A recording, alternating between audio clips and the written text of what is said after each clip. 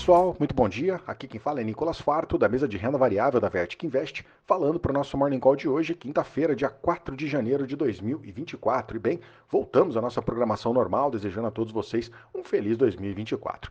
E hoje o mercado opera com leve alta, um dia depois da divulgação da ata da última reunião do Banco Central americano, que manteve os juros inalterados, mas que sinalizou que o ciclo de altas por lá chegou ao fim. Lá na Ásia, hoje o fechamento ficou negativo. No Japão, o índice Nikkei reflete as duas tragédias que aconteceram no país logo no início do ano, uma com um terremoto que atingiu o território japonês e também o acidente aéreo na cidade de Tóquio. Na China, hoje saiu o PMI de serviços, que veio um pouco acima do esperado, mas não foi o suficiente para fazer o mercado por lá fechar positivo na sessão de hoje.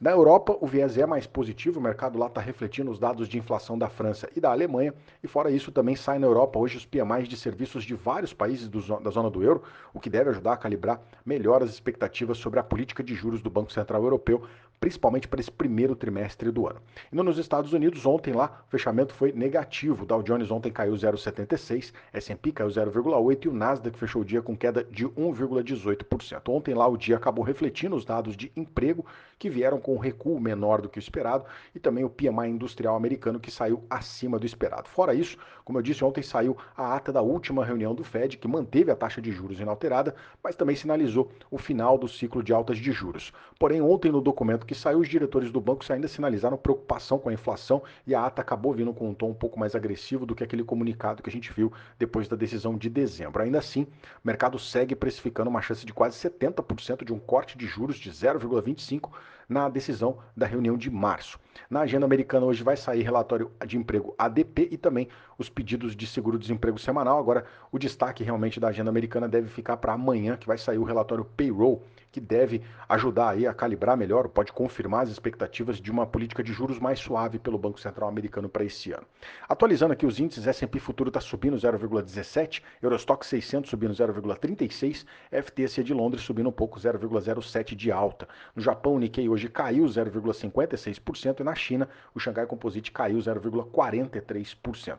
O DXY, o dólar index, está caindo 0,30%, juros de 10 anos do mercado americano com alta de 1,37%, está cotado agora a 3,95 no anualizado, e o petróleo operando em alta hoje de novo. O petróleo Brent está subindo 0,78%, cotado a 78 dólares e 86 centavos o barril. Petróleo em alta nesse começo de ano, ainda refletindo o clima mais tenso no Mar Vermelho, com ataques do Iêmen, que está sendo apoiado pelo Irã, além de também protestos na Líbia. Fora isso, também saíram dados do Instituto de Petróleo Americano, que divulgou uma queda maior do que o esperado nos estoques americanos. O minério de ferro também operou com alta nessa madrugada lá na China, lá em Dalian.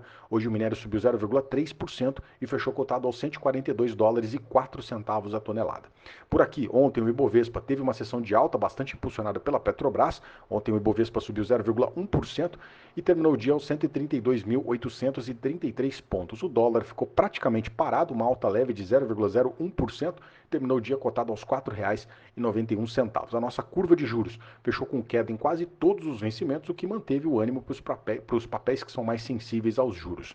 Mas o grande destaque do dia, o que acabou impulsionando mais o Ibovespa pelo peso que tem, foi a Petrobras, que ontem subiu mais de 3%, acompanhando a alta do petróleo no mercado global. No mesmo setor, a PetroRio ontem também subiu 3,3%. Agora, quem subiu mais percentualmente no nosso índice foi Pão de Açúcar, que ontem disparou mais de 10%, com a empresa aí prestes a realizar uma Assembleia Geral que deve decidir sobre o aumento de capital da companhia, além também de decidir sobre mudanças no conselho de administração da empresa. Na queda, o destaque ficou para a BR Foods, que caiu quase 5% ontem, e a Vale, que acabou pesando mais no índice pela composição que tem o nosso Ibovespa. Ontem a Vale caiu um pouco mais de 0,5%, mesmo com a alta do minério de ferro no mercado asiático. Para fechar a nossa agenda local, hoje vai sair relatório de preços ao produtor, sai também PMI de serviços aqui no Brasil e fora isso, também vão sair dados de crédito do bancário e também fluxo cambial semanal. Bem, essas são as informações para o dia de hoje. Eu agradeço a sua companhia e te desejo um excelente dia. Um grande abraço, valeu e até amanhã.